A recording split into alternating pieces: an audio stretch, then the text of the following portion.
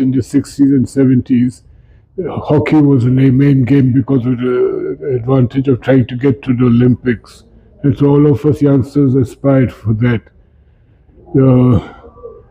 If you had to get aspire for the Olympics, you had to first get through your league, local league, but more importantly, you had to do well in the Baton Cup, and then you were called for your trials. And then you either made it or not didn't make it. So I think the Davis, every now and then my mind switches off. Yeah. No, that's you're talking about the Baton Cup. Yeah. So you had to play well in the Baton Cup to get a call to the selection, to the camp. So that's how important this tournament was. Like in Bombay, the Gold Cup and Aga Khan was important. In Delhi, Nehru was important. So all of us had to go move around and to try and get called for the camp. So your memory about this Olympics, how did you get into the Olympic team? From this Baton Cup? Performance in the Baton Cup? No, the selection, I think because it was the Olympics, there was a long build-up at the camp. So we spent 3, 4, 5, 6 months at the camp. So I don't think we played the Baton Cup, and that's when the camp was, Olympic camp was on. And your memory about Dhyan Chand?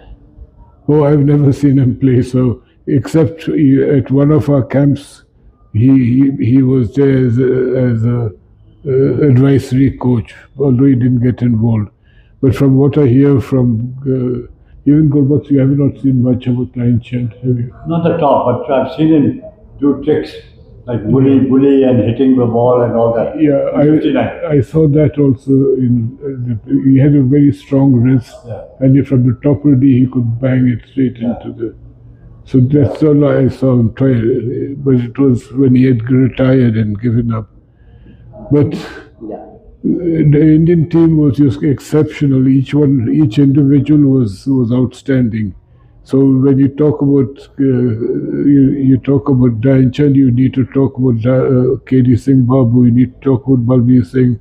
I was pleased to see I read Gurbaksh's book last week, the full book I read, and Guy Kola Allen, the goalkeeper, he was our rival school coach in Bangalore.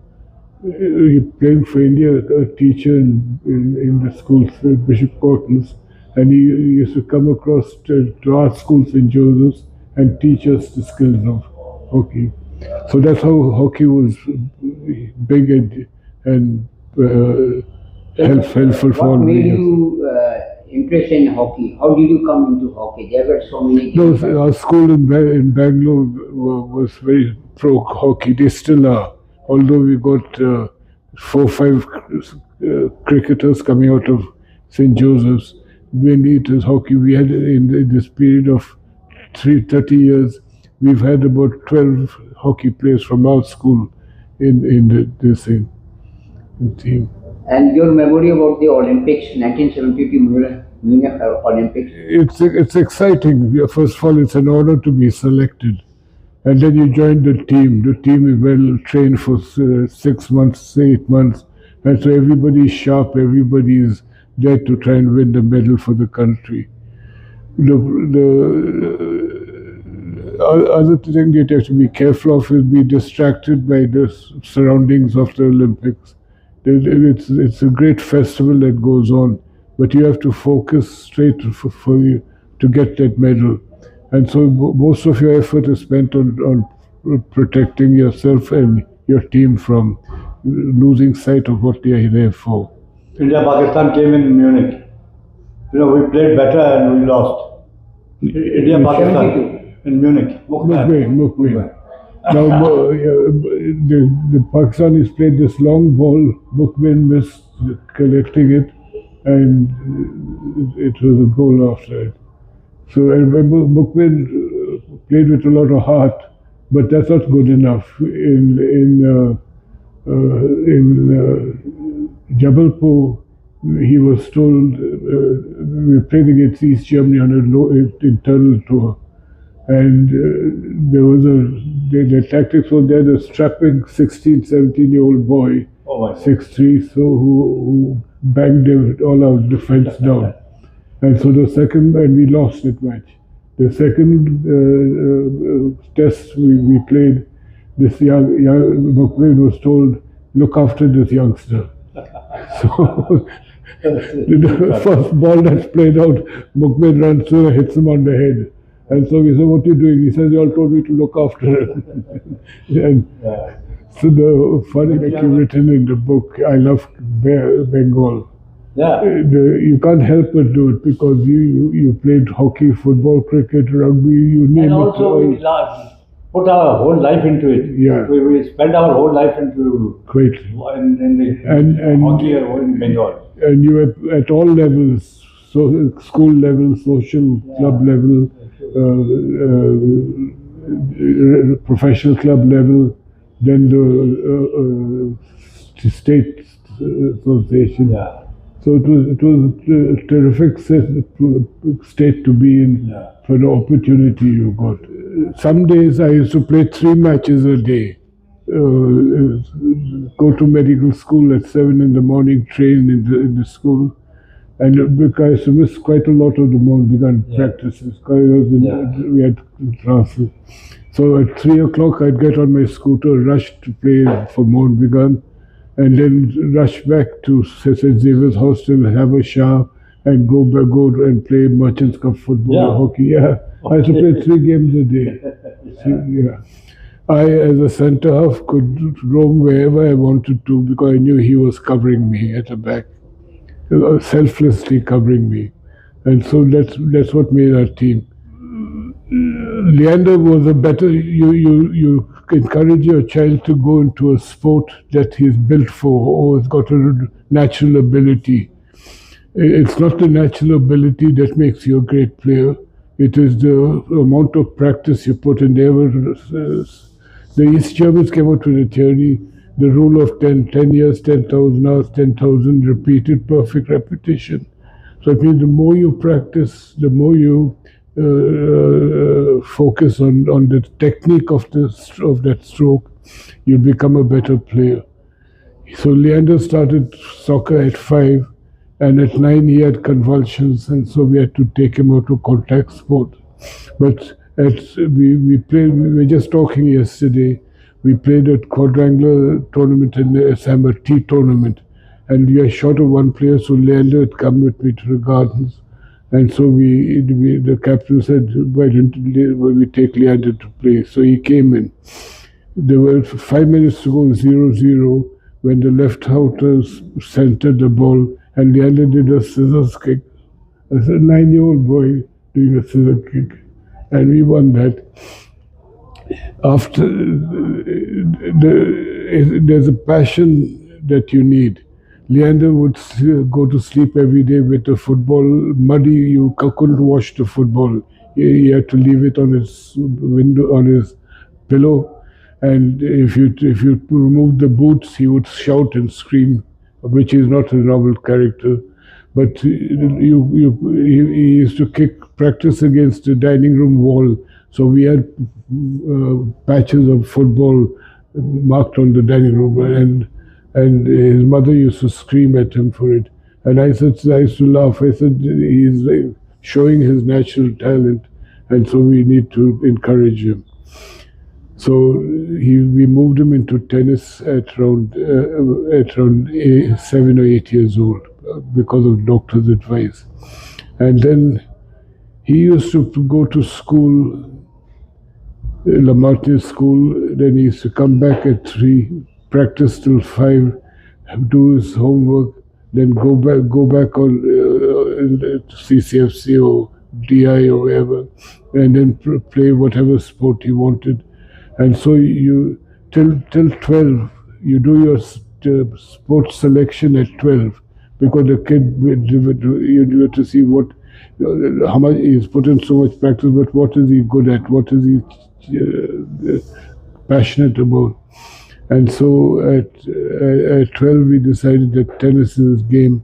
So we switched him from football, which we had to stop anyway, to tennis.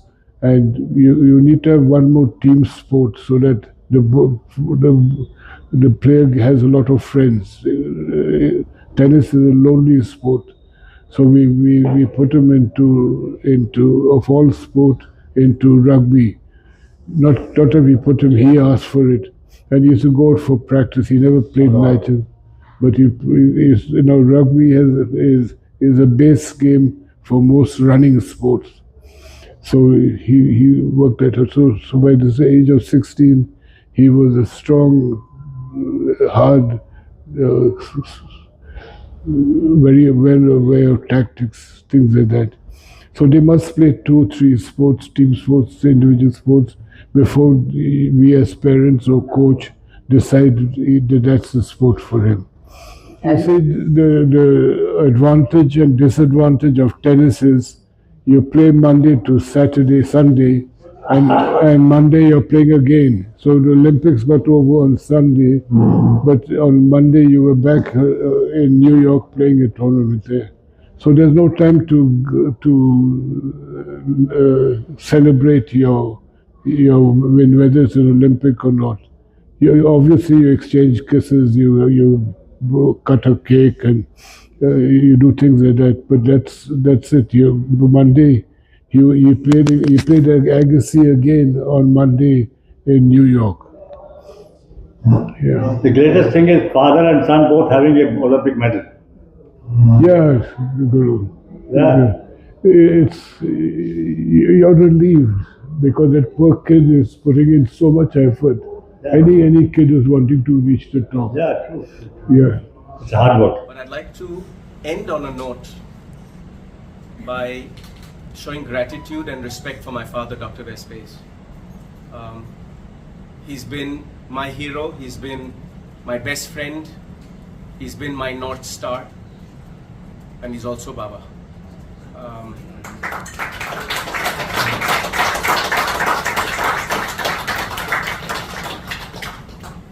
Needless to say that I wouldn't be a quarter of what I am without my father. But the reason that I had a dream as a young boy was because I saw in my house itself a man who had so much of character, both on the sports field and especially off the sports field.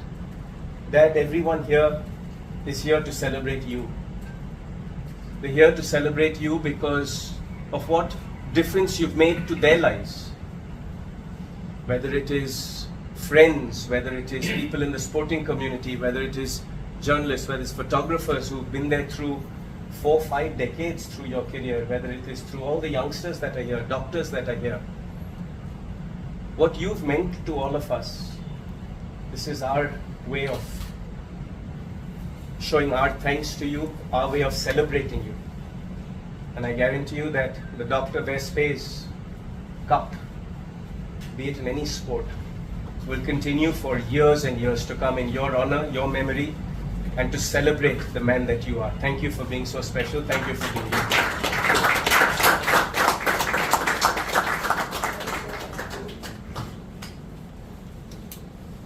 Dr. Khanna? Thank you all for being here, and I think we as the medical community are proud to have someone like Dr. Vespes amongst us. People don't know that he was a surgeon par excellence, a very good doctor, but his contribution in the field of sports as a player and as an administrator has been too much to talk about. Having played for India and having won a bronze medal in the Olympics in Munich and the World Cup in Barcelona, he's also been attached to sports in different ways. He's played hockey for about 38 years in Bengal in the first division. He's played cricket for 18 years, football for 18 years, rugby. He's been associated with various activities in the IPL, as a doping committee, in the ISL, with the Davis Cup team. So it's a huge role. I think such sportsmen out of medicos are very rare. I can only remember 2, Socrates of Brazil and Rick Charlesworth of